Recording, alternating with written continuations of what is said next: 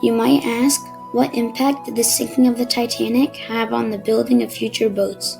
But before I answer that question, I'm going to give you a little background history about the Titanic. The Titanic was called the RMS Titanic. RMS stood for Royal Mail Ship. The Titanic was a luxury steamship, and it was the largest man-made moving object of its time. Construction on the Titanic started on March 31st, 1909. The Titanic was ready to set sail on its first voyage on April 10th, 1912. Sadly, after about 4 days at sea, on April 14th, 1912, the Titanic hit major problems. The Titanic was designed to be unsinkable. It had the ability to stay afloat even if 4 of its compartments were filled with water. On the morning of April 14th, the ship got 7 iceberg warnings, but the captain did not think he needed to slow down. Once the alarm went off about the iceberg up ahead, the officer in charge tried to swerve out of the way, but it was too late. The Titanic hit the iceberg, and the iceberg cut into 5 of the ship's compartments. Even though safety measures had been put in place, the ship began to take on water.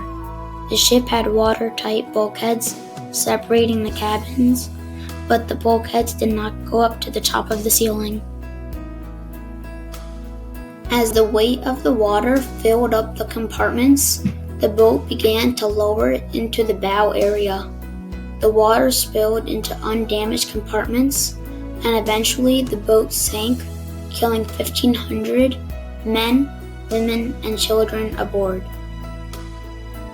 Unfortunately, there were not as many lifeboats needed to save all of the people on the ship.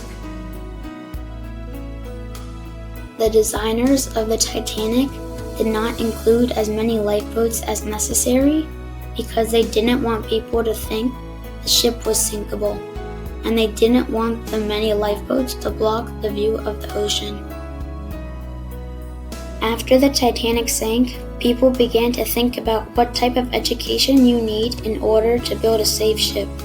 Thomas Andrews was the naval architect of the Titanic.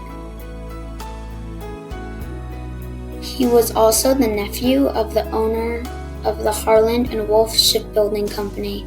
When he was 16, he left school to become an apprentice at the shipbuilding company before designing the Titanic. Today, a person needs a bachelor's or a master's or a doctorate degree to become a naval architect.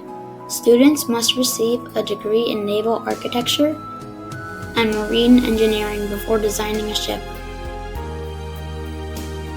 A lot of technology has changed in boat safety since the Titanic sank.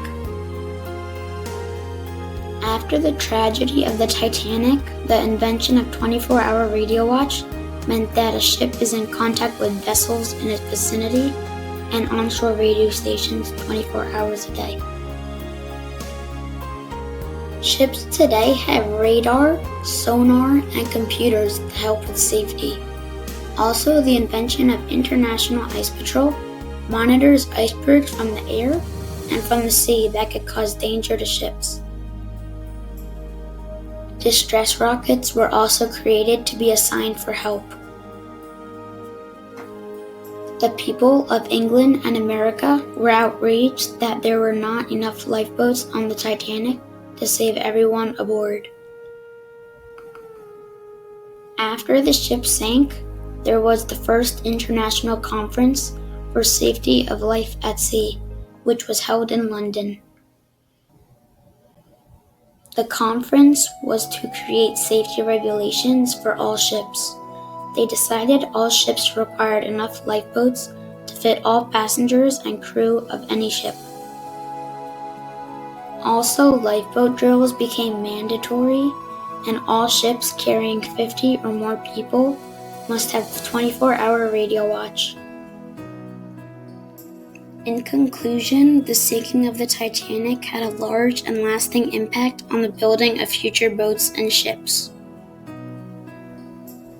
The tragedy of the Titanic sinking taught us so much about the safety measures you need to build a strong and stable ship.